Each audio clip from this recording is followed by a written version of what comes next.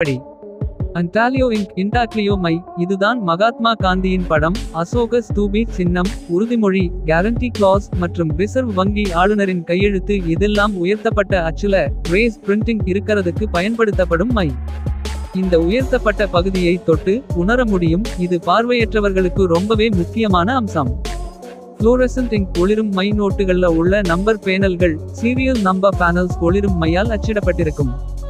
சில சமயம் ஆப்டிகல் ஃபைபர்களும் உள்ளே பொருத்தப்பட்டிருக்கும். இவை புற ஊதா யுவி வெளிச்சத்தில் ஒளிரும்.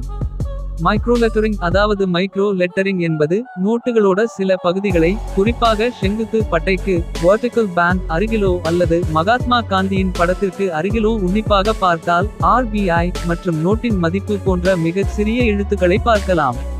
இவை அவ்வளவு சிறியதாக இருக்கும். பெரும்பாலும் பூதக்கண்ணாடி இருந்தாதான் தெளிவா படிக்க முடியும். இதனால கள்ள நோட்டுல இதை துல்லியமா காப்பி பண்றது ரொம்ப கஷ்டம். See through register காணக்கூடிய பதிவு. நோட்டோட இடது பக்கத்துல ஒரு குறிப்பிட்ட டிசைன் இருக்கும். அதுல நோட்டோட மதிப்புல பாதி முன்னாடி அச்சிடப்பட்டிருக்கும், மீதி பாதி